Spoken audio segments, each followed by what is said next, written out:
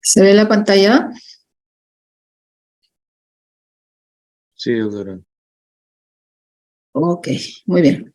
Creo que en la primera clase hicieron asfixia. Entonces, este es un complemento y es una de las clases más importantes de repente que van a tener, ¿no? Por lo que vamos a ir viendo inicialmente. Entonces, hoy día vamos a hablar en base a lo que es reanimación neonatal. ¿Me quiere hacer caso?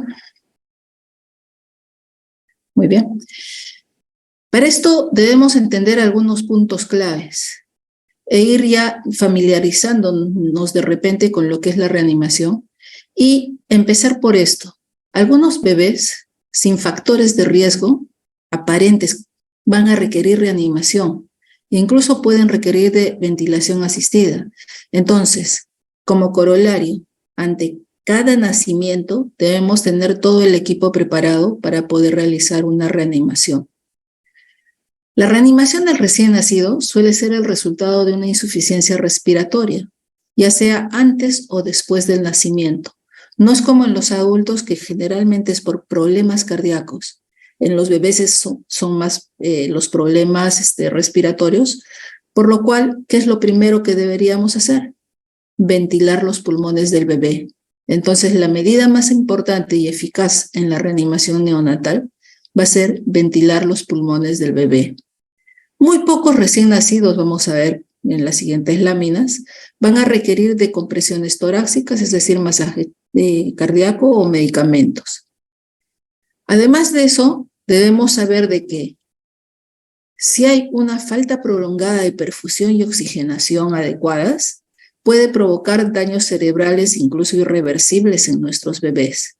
Entonces, esta reanimación debe realizarse rápida y en forma eficiente.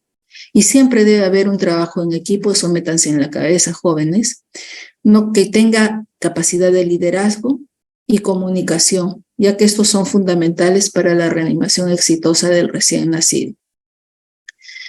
Estos son los dos algoritmos que les quería mostrar, el del 2015, que lo usábamos hasta hace 2 años más o menos, y este es el actual del 2020, ¿no? que salió y recién se puso en práctica desde el año pasado recién, ¿no? Donde tenemos que ver bien lo que es la aplicación primaria, es decir, el recién nacido durante la transición intrauterina-extrauterina, y es también aplicable durante la primera semana de vida. Entonces, ¿por qué aprender reanimación neonatal? Se sabe que la asfixia al nacer es responsable de 3 millones de muertes neonatales por año a nivel mundial. Si nosotros sabemos reanimar adecuadamente, estas cifras van a disminuir considerablemente. Entonces, ¿qué recién nacidos requerirán de reanimación? Las guías hablan de que el 83 al 90% de bebés, ¿no?, hacen una transición normal, sin ninguna dificultad. Entonces, ¿quiénes nos quedan para hacer reanimación? El 10%, que van a requerir de algún tipo de ayuda para iniciar esta respiración. Se dice que el 5 al 10% solamente va a requerir de una estimulación táctil. Del 3 al 6% van a requerir de ventilación a presión positiva. Y menos del 1% necesitan reanimación avanzada. ¿Cuáles serán esos signos clínicos de transición anormal, ¿no?, por los cuales vamos a tener que realizar esta reanimación? Evidentemente, un esfuerzo respiratorio irregular o ausente, llamado también apnea, o respiraciones rápidas, de repente también bebés taquipneicos, bradicardias o taquicardias, un tono muscular disminuido, baja saturación de oxígeno a la hora de medir la oximetría de pulso. Y también se habla de presión arterial baja, lo que pasa es que no se toma durante la reanimación todavía la presión arterial. Entonces, para este cuadrito del diagrama de flujo de reanimación neonatal, debemos entender bien de que los rombos van a indicar evaluaciones, por decir las preguntas, ¿no? ¿Qué edad gestacional tiene? O sea, si es una gestación a término o pretérmino, ¿no? Si tiene buen tono muscular, etcétera. Y los rectángulos van a indicar las decisiones que estamos tomando después de haber hecho las preguntas en los rombitos. Entonces empezamos con el famoso diagrama. Y el diagrama nos inicia con el consejo antenatal, personal adiestrado, equipo verificado. ¿No? Entonces ahí veremos lo que es el asesoramiento prenatal, ¿no? Una exposición informativa para el equipo de reanimación y verificación del equipo. Y ojo, siempre se debe estar preparado para iniciar la reanimación. Si bien hay muchos factores de riesgo, ¿no?, que son identificados, estos serán útiles para identificar a algunos bebés en riesgo, pero también, incluso sin factores de riesgo, nuestro bebé de repente va a requerir de algún grado de reanimación. Entonces, va a ser importante anticipar la necesidad de reanimación antes del parto. Tendremos que buscar, igual que en atención inmediata, qué factores de riesgo perinatales hay, que el personal sea el adecuado y esté bien organizado, y que tenga los equipos y suplementos necesarios para esta reanimación. ¿Qué es lo primero que debemos entonces evaluar de acuerdo a los riesgos perinatales? Hay 4 preguntas que se tiene que hacer al ginecobstetra o a la obstetra o a quien atiende el parto. ¿Cuál es la edad gestacional esperada? ¿El líquido amniótico es claro? ¿Hay algún factor de riesgo adicional? Y por último, ¿cuál es el plan de manejo del cordón umbilical? ¿No? Los factores de riesgo son los mismos que ya los han visto en atención inmediata, que pueden ser anteparto, durante el parto, ¿no?, para de acuerdo a eso también irnos preparando más. Si hablamos del personal adecuado y organizado, miren, si nuestra gestante no tiene factores de riesgo, debemos contar por lo menos con una persona calificada en reanimación, cuya única responsabilidad sea atender al recién nacido. Cuando ustedes hagan serums van a ver muchas veces de que hay una sola persona que va a atender a la gestante y va a atender también al recién nacido. Lo ideal no es eso. Es que haya una persona que se responsabilice solamente de la atención del recién nacido, que sepa principalmente los pasos iniciales de la reanimación, sepa dar una adecuada ventilación a presión positiva y que también pueda hacer una llamada de emergencia para una asistencia inmediata, para pedir más personal. Si nuestra gestante tiene factores de riesgo, por lo menos debemos tener 2 personas calificadas, ¿no?, cuya única responsabilidad sea atender al recién nacido. Y obviamente acá ya que sepa realizar una adecuada intubación endotraqueal, realizar un adecuado masaje cardíaco, colocar accesos vasculares de emergencia para poder administrar los medicamentos. Entonces, dependiendo del escenario que tengamos, por decir prematuridad, reanimaciones extensas, hasta se podría requerir 4 o más personas calificadas. Y entonces el equipo de reanimación debe estar informado de cuáles son esos factores de riesgo, de qué tiene nuestra gestante. Para ello, primero identificaremos al líder del equipo que va a reiniciar la reanimación.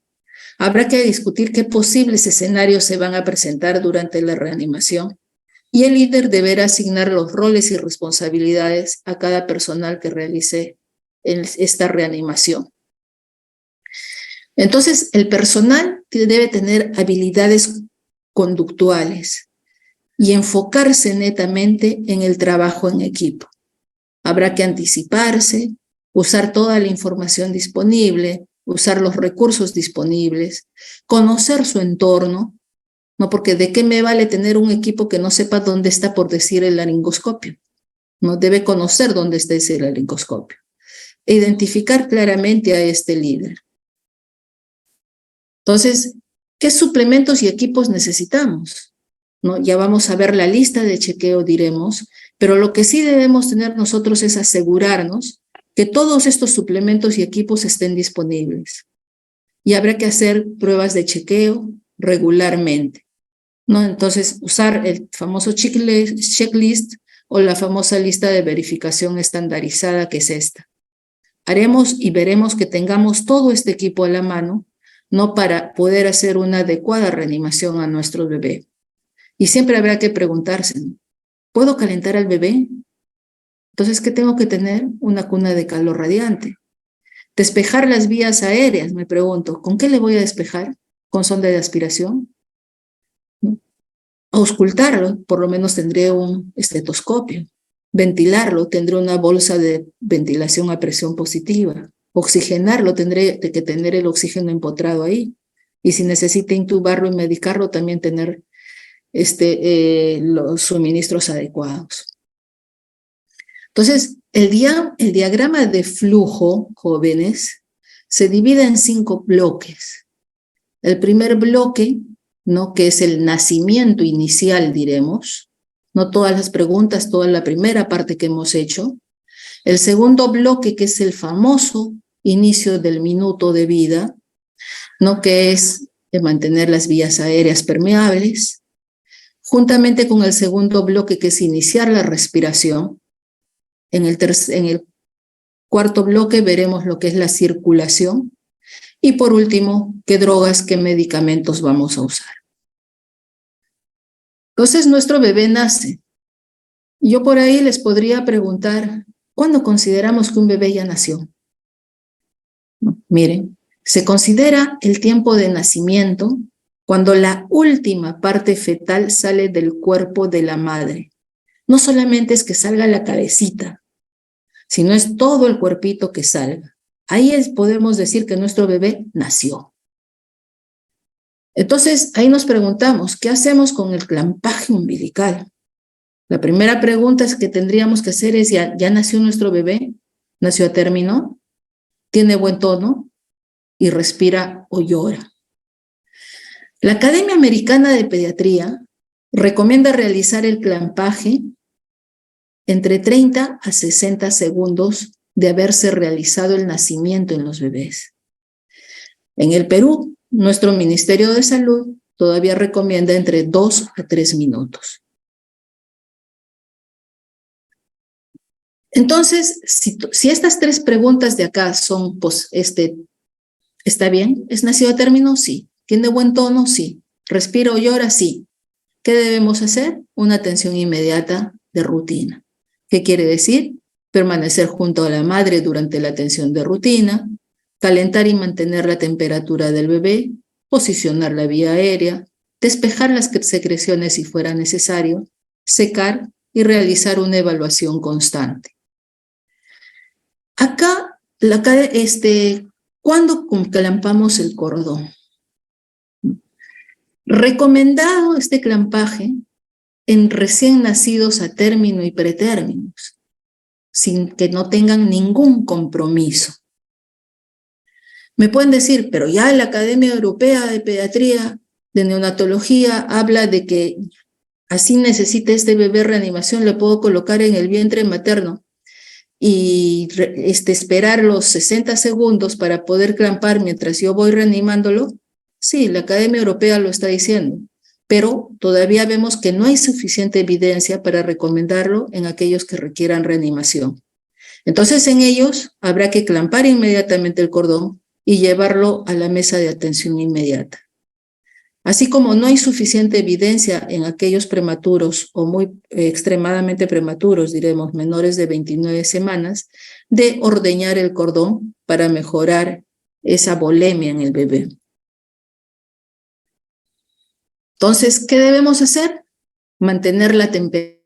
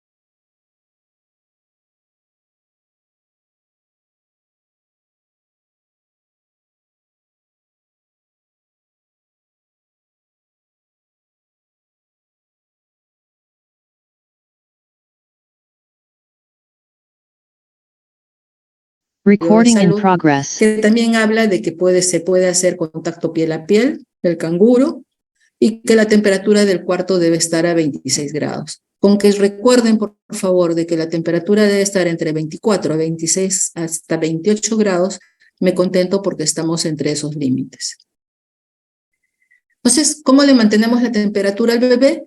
Secándolo, ¿no? Si es muy prematuro, colocándole una bolsa plástica, puede ser, y gorro al bebé, no teniendo el colchón precalentado, ¿no?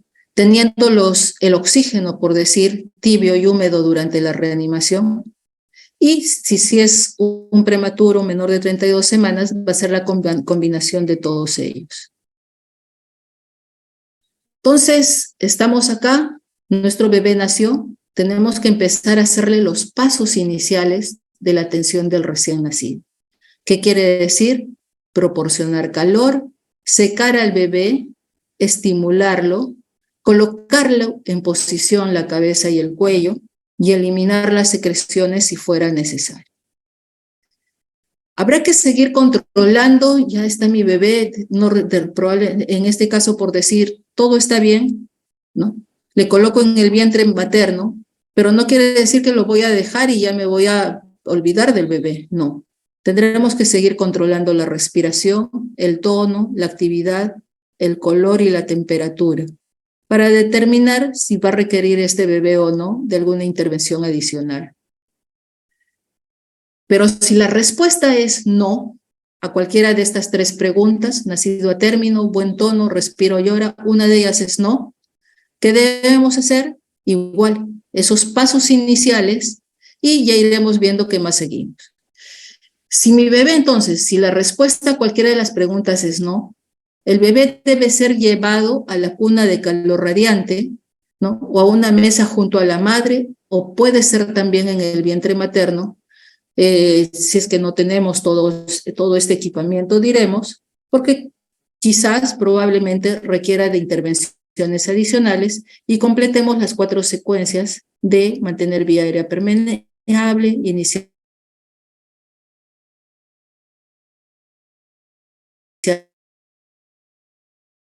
la respiración. Entonces, nuevamente, secamos a nuestro bebé, primero cabeza, después el cuerpito, y si la primera toalla ya está humedecida o el primer campo está humedecido, habrá que descartarlo y reemplazarle la otra para evitar pérdidas de calor. Si mi bebé tiene menos de 32 semanas, no es necesario secarlo, sino colocarle inmediatamente la cobertura de plástico, una bolsa de polietileno y su gorrito. Y pasamos al siguiente, que es estimular.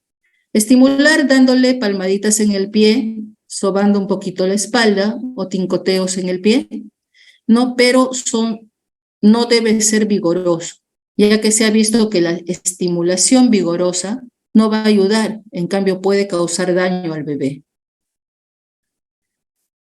Posicionar la cabeza del bebé, seguiríamos en lo que son los pasos iniciales. Colocarle en la famosa posición neutral, no muy hiperextendida ni muy hiperflexionada su cabecita, para evitar que se cierre la tráquea. Si es posible, y esto nos va a ayudar, colocarle un rollito sobre los hombros para ayudar a mantener esa posición en el bebé.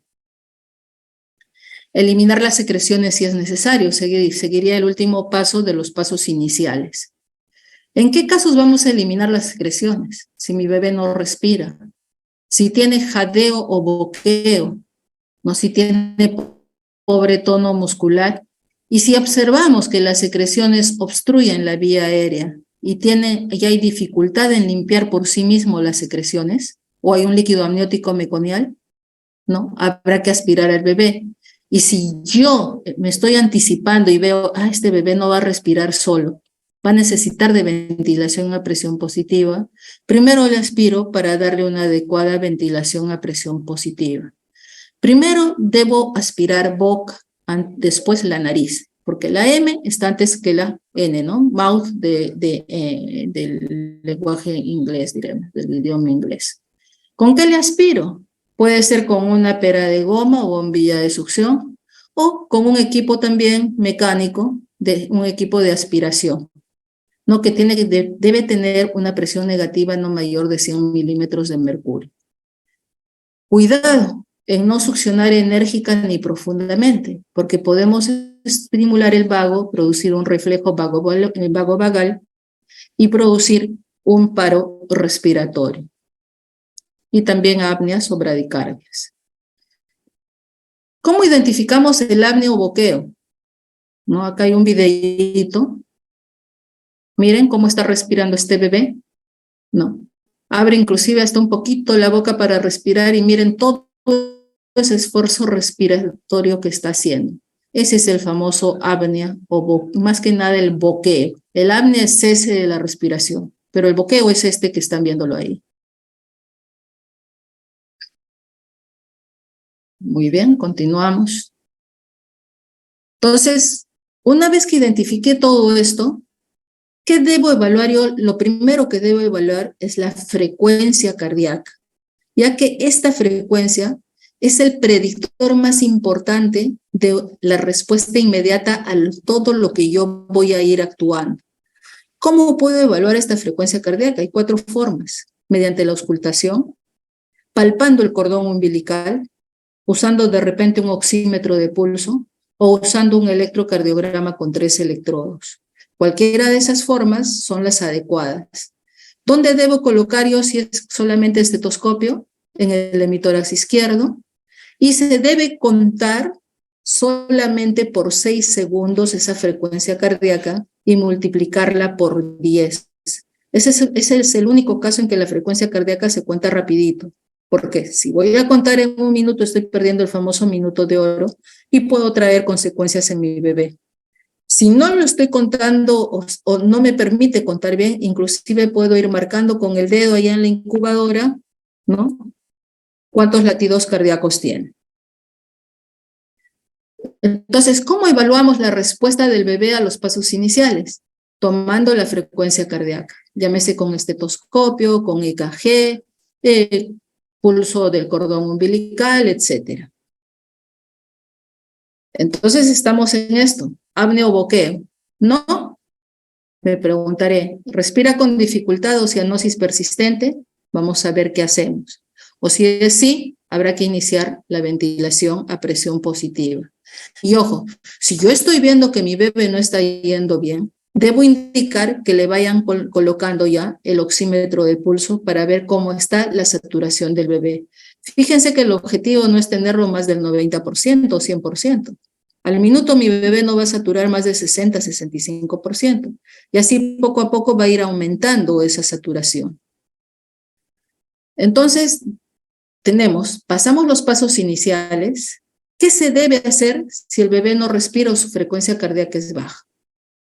Debemos iniciar la ventilación a presión positiva. Entonces, ¿en qué casos iniciamos la BPP? Mi bebé no respira o tiene respiración entrecortada o su frecuencia cardíaca es menos de 100.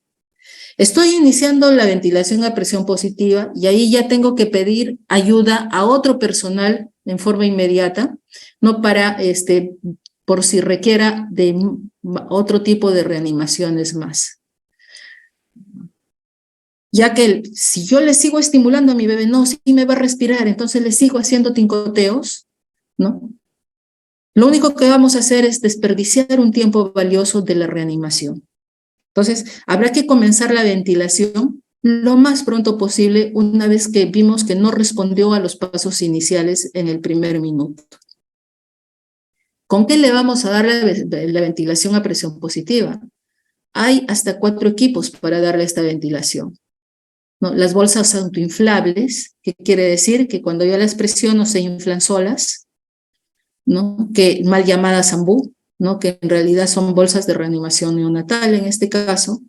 Las bolsas infladas por flujo, que son las bolsas de anestesia, que yo necesito colocarle a una fuente ahí de aire para que se puedan inflar y colocarle también y fijar en la carita del bebé para que se puedan inflar.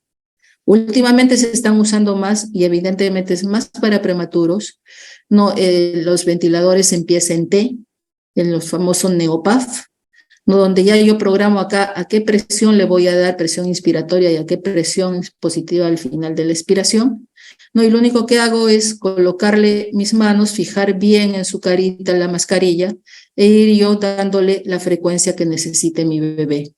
El NeoT es parecido al NeoPAF, ¿no? Y tiene la misma función. ¿Cómo sostengo yo la mascarilla facial? Hay diferentes formas. Creo que la más usada es la primera, la de 2 puntos arriba. Nuestra mano en C, fijando la barbilla del bebé más, ¿no? Y para evitar de que haya escapes de aire por los costados. Otra forma es de la araña. El problema es que muchas veces agarramos los ojitos del bebé. Y si no puedo usar la de las 2 manos, ¿no? Contracción mandibular, pero acá necesitaría otra persona, si es que estoy dándole con bolsa de reanimación, para que esté insuflando la otra persona esa bolsa, ¿no? Entonces, esto que quede claro. Nosotros debemos tener en las salas de atención inmediata los mezcladores de oxígeno. No es bueno dar oxígeno ya al 100%, como ustedes ya saben, ¿no? Si mi bebé tiene 35 semanas o más de gestación, ¿no? Yo voy a usar este mezclador de oxígeno, pero con oxígeno al 21%, o sea, con oxígeno ambiental. Menores de 35 semanas, puedo usar un FiO2 entre 21 a 30%. Ojo, el flujómetro siempre lo vamos a poner, o sea, el oxígeno lo vamos a colocar a 10 litros por minuto. Y lo que yo voy a ir viendo es la concentración que le doy. Y si nosotros damos ventilación a presión positiva, coloquemos ya sea la bolsa de reanimación, o sea, el ventilador en pie en T, una presión positiva al final de la expiración en 5 centímetros de agua. ¿Cuánto de presión le voy a dar cada vez que yo ventilo a mi bebé, ¿no? Si es un bebé a término, le puedo dar hasta 30 centímetros de agua de presión. Y si es un prematuro, de 20 a 25 centímetros de agua. ¿Cómo le vamos a dar esto? Hay un cantito para esto. ¿Para qué? Para administrarle de 40 a 60 respiraciones por minuto a mi bebé. Es decir, debo ventilar cada 2 a 3 segundos. Este cantito va a ser respira 2, 3, respira 2, 3. Cuando yo digo respira, insuflo, 2, 3, suelto. Respira 2, 3, respira 2, 3. No quiere decir que yo lo haga respira 2, 3, respira 2, 3. No, tiene que tener un ritmo que sea entre 2 a 3 segundos todo esto. Respira 2, 3, respira 2, 3, respira 2, 3. Vuelvo a repetir, para dar entre 40 y 60 respiraciones por minuto, que es la frecuencia respiratoria normal del recién nacido. Si yo le puedo insuflar más, de repente me demoro más insuflando, más de 5 segundos, se ha apreciado de que no ayuda para nada, al contrario, puede aumentar la mortalidad, puede alterar o producir mayor displasia broncopulmonar y tampoco va a disminuir las fugas de aire en el bebé. Entonces es respira 2, 3. Y ahí entramos al minuto de oro. ¿Qué es el minuto de oro? No, es el minuto que nosotros necesitamos para completar los pasos iniciales de la estabilización. En realidad este tiempo no está precisado científicamente, pero evitar la demora nos va a ayudar a iniciar más pronto la ventilación a presión positiva. ¿Qué quiere decir? Que al minuto de oro, al finalizar este minuto, yo ya estoy iniciando la ventilación a presión positiva a mi bebé en caso lo requiera. Entonces, ¿cuándo hago la primera evaluación yo? Nació mi bebé, veo que está malito, entonces pasaron 15 segundos, le hice ya los pasos iniciales en los 15 segundos y hay que evaluar. ¿Qué dijimos que evaluábamos? Frecuencia cardíaca. Entonces el segundo reanimador me puede decir, la frecuencia cardíaca está aumentando. ¿Qué debo hacer yo? Continuar la ventilación a presión positiva. Y la segunda evaluación la haré después de otros 15 segundos de darle ventilación a presión positiva. Pero el ayudante me puede decir, la frecuencia cardíaca no está aumentando, pero el pecho sí se está moviendo. ¿Qué debemos hacer? Continuar la ventilación a presión positiva y después de otros 15 segundos volveremos a evaluar esa frecuencia cardíaca, pero siempre y cuando el pecho se esté moviendo. Pero de repente me anuncian, la frecuencia cardíaca no está aumentando, el pecho no se está moviendo. ¿Qué debemos hacer ahí? Los pasos correctivos de la ventilación hasta que se mueva el pecho con BPP. Dentro de los pasos correctivos, como vamos a ver, también está la intubación o el uso de máscara laringe. Y pasando 15 segundos, nuevamente volvemos a evaluar. Entonces, empezamos acá. Dijimos, primera evaluación de la frecuencia cardíaca. Verifique la frecuencia cardíaca del bebé después de 15 segundos de ventilación a presión positiva. Entonces, más o menos va a ser, ¿en cuántas ventilaciones? 5 a 10 ventilaciones antes de pasos de corrección, o sea, antes del famoso Mr. SOPA. Mr. SOPA es un acrónimo de 6 cosas o 6 pasos correctivos que debemos hacer si es que no está mejorando la frecuencia cardíaca.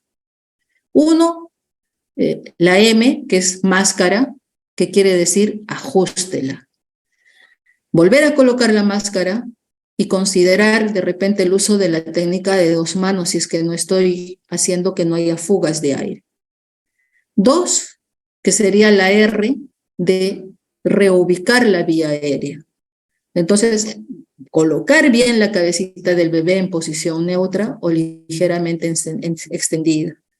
Entonces ahí hacemos esos 2 pasos y probamos BPP, unas 5 ventilaciones. Y volvemos a evaluar los movimientos del pecho. No se mueve la S de succionar boca y nariz. No puede ser con pera de goma o catéter de succión. Y la O de open, abrir la boca.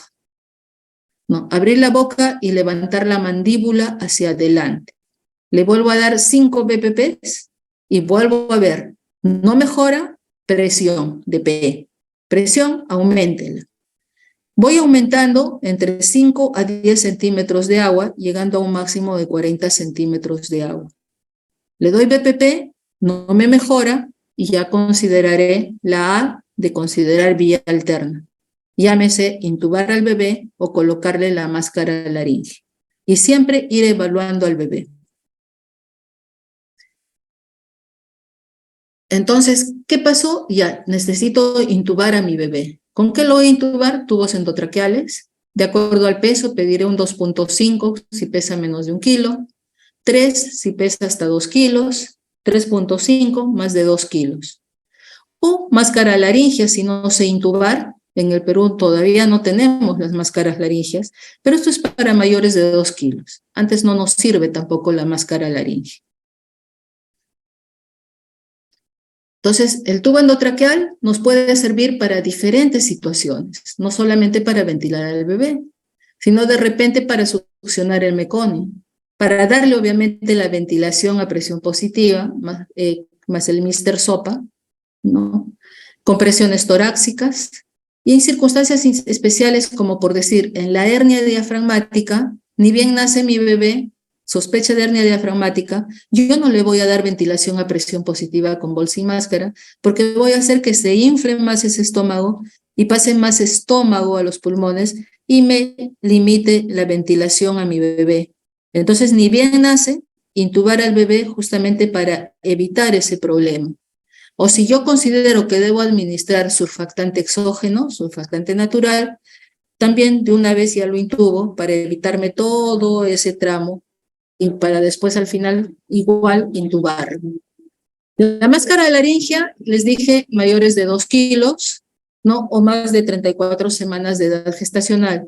De repente no sé intubar bien o lo intubé y no me salió y tengo la máscara ahí, le puedo ir colocando la mascarita.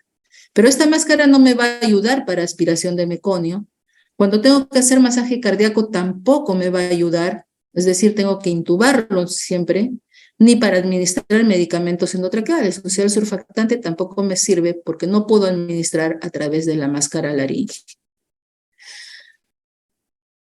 ¿Cuál va a ser la profundidad de inserción del tubo orotraqueal, de la intubación endotraqueal, diremos?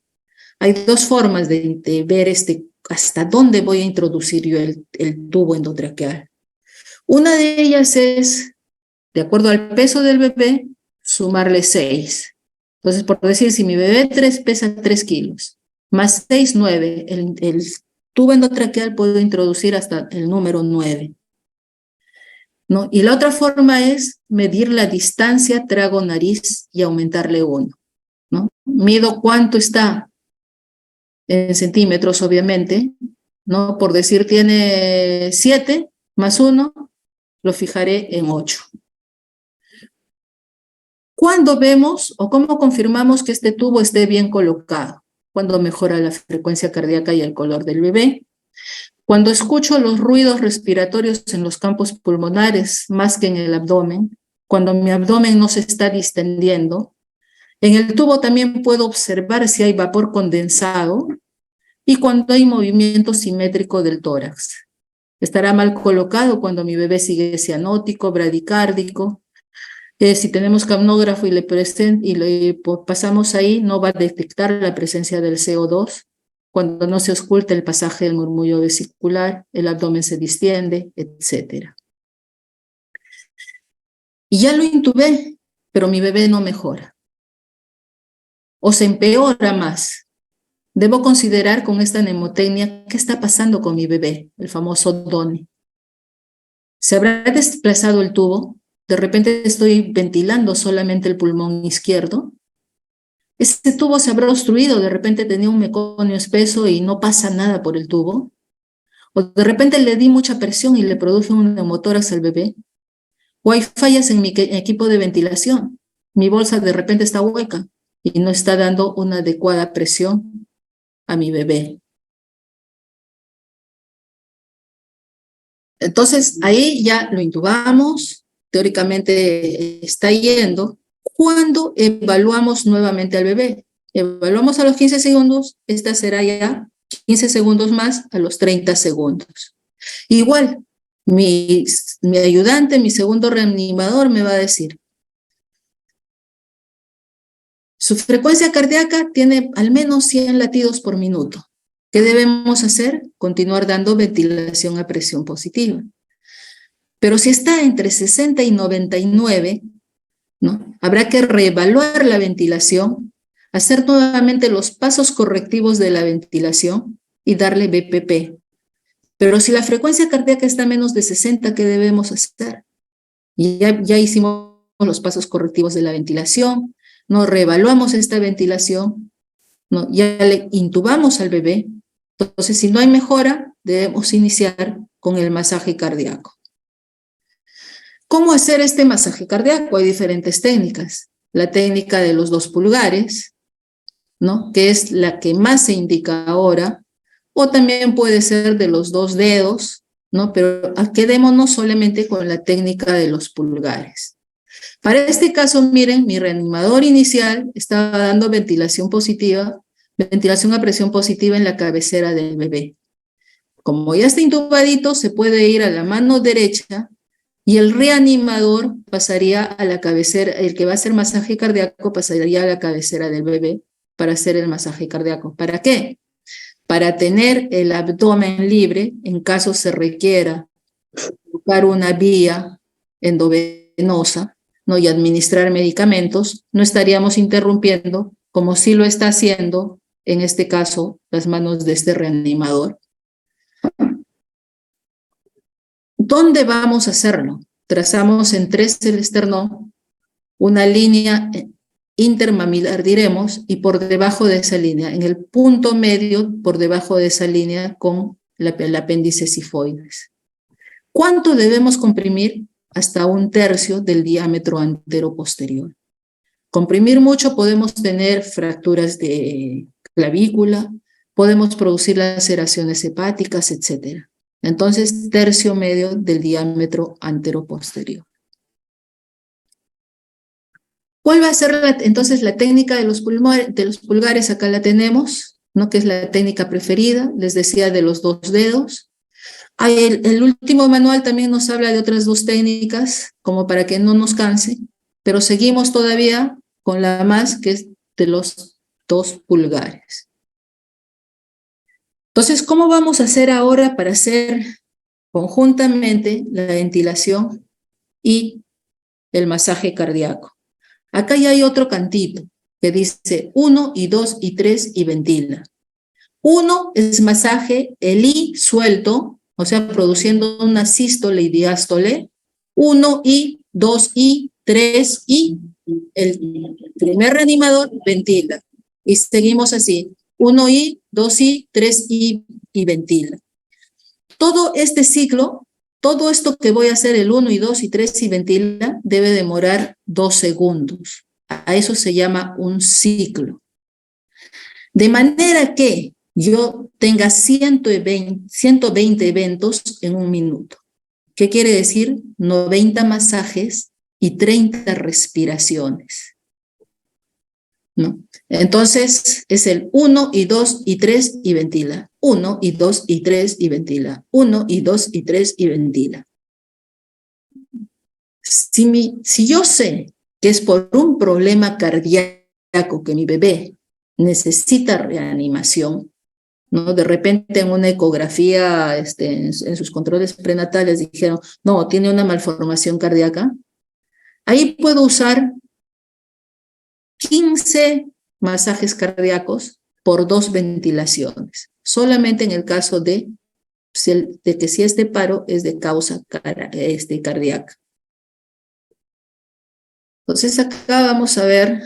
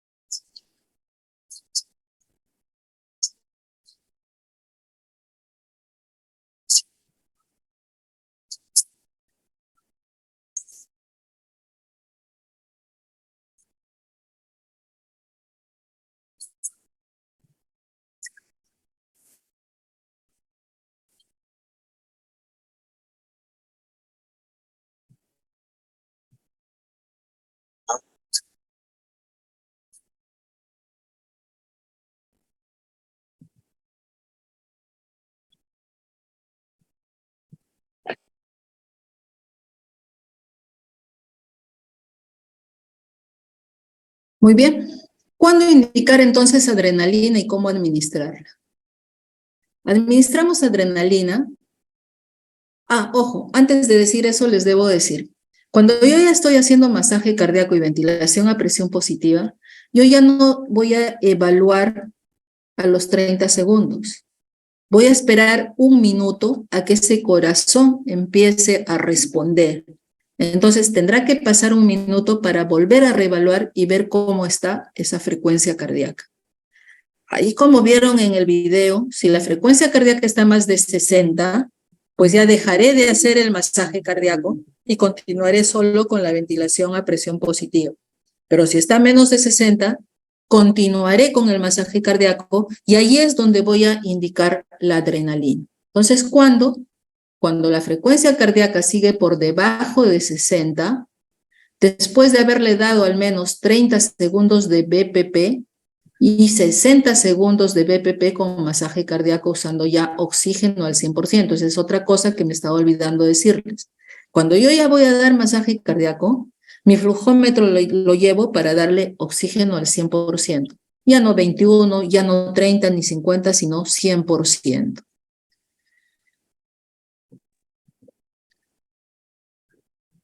Esta es la famosa adrenalina. En el Perú tenemos una presentación de 1 al 10.000. Pero ¿en qué dosis le voy a dar? En una presentación de 1, perdón, tenemos una presentación de 1 al 1000. Tenemos que pasarlo a presentación del 1 al 10.000. ¿Cómo? Cogemos una décima de adrenalina y 9 décimas de solución salina y así la estamos convirtiendo a una presentación de 1 al 10.000. Y de esa es la que le voy a administrar, de preferencia por vía endovenosa o intraósea. Es fácil canalizar la vena umbilical, así que no hay ningún problema de tener un acceso venoso, ¿no? Y administrarle por ahí. Se sugiere una dosis inicial endovenosa o intraósea de 0.02 miligramos por kilo, lo que equivale a 0.2 ml por kilo. Si no consigo una vía endovenosa o intraósea, ¿no? Puedo administrarle una dosis inicial endotraqueal. Total, mi bebé está intubado. Pero eso va a ser hasta conseguir el acceso vascular. Y la dosis tiene que ser mucho más alta. 0.1 miligramos, lo que equivale a 1 ml por kilo. Obviamente, luego de haberle administrado adrenalina endovenosa, debo pasar por lo menos 3 mililitros de solución salina normal para que toda la dosis de la adrenalina pase a través del catéter por el cual estoy administrando, porque si no le voy a poder administrar mucho menos dosis. Esto puedo ir repitiendo cada 3 a 5 minutos si la frecuencia cardíaca sigue siendo menor de 60 por minuto. Ojo, el hecho de administrar adrenalina no quiere decir que yo voy a dejar de hacer los pasos que he estado haciendo. Es decir, mis dos reanimadores estarán haciendo ventilación a presión positiva, masaje cardíaco, y como tercer punto, el tercer reanimador estará colocando la adrenalina. ¿Cuántas veces? Se dice hasta 3 veces. Acá tenemos otro videíto. Esto es para ver el acceso intraóseo.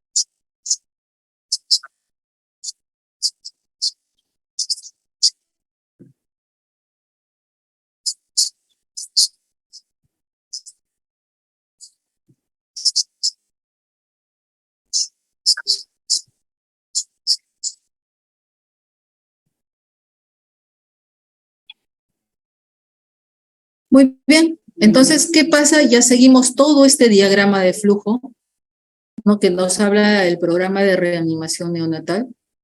Y vemos que la frecuencia cardíaca, al contrario, en vez de mejorar, ha ido bajando y está en 0.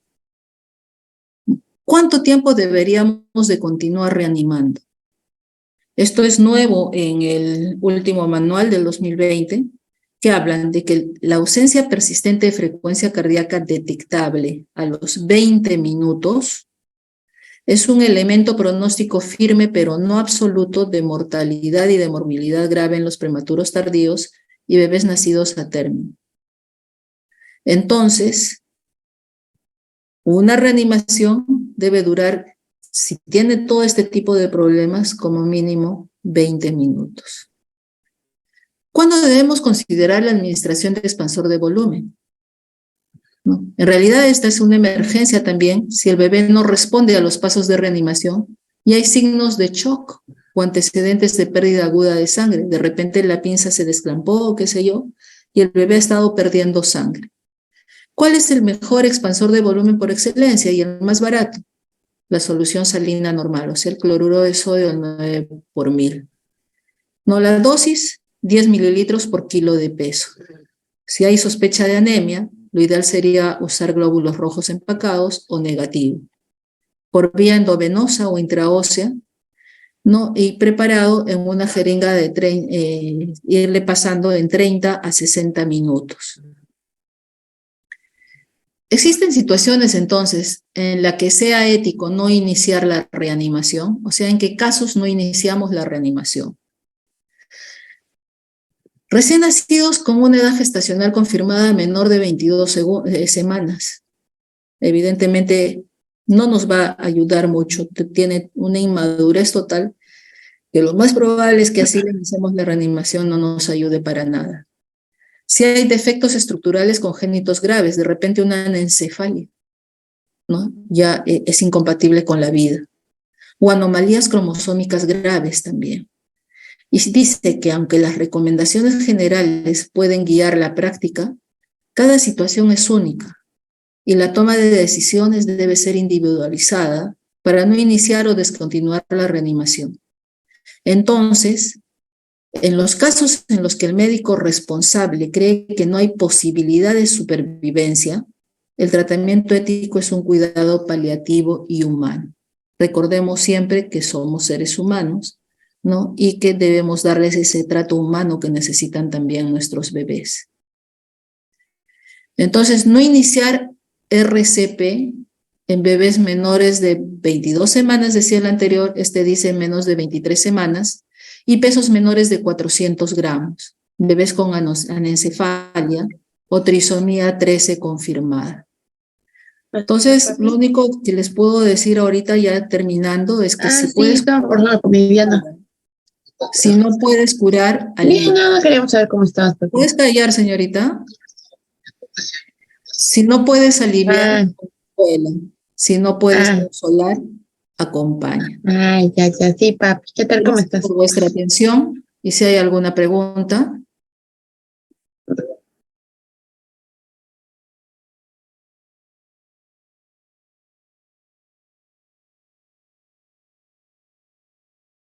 ¿Alguna pregunta, jóvenes? No, doctora. ¿Todo entendido? Entonces procedo a cortar la grabación. Recording stopped. Y Aaron, por favor, no te olvides de enviarme la asistencia. Sí, doctora. Sí, por tomarle foto. Ok. Sí, porque veo que cada vez asisten menos. Ahorita hay 85 nada más.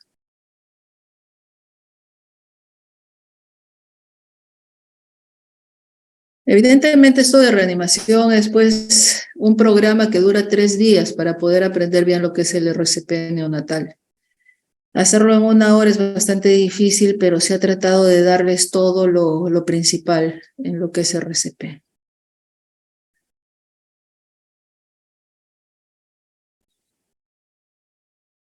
Me avisas, por favor, cuando termines. Ya, doctora, ya está, ya. Gracias. Listo. Gracias por vuestra atención. Nos estamos ya despidiendo. Hasta luego.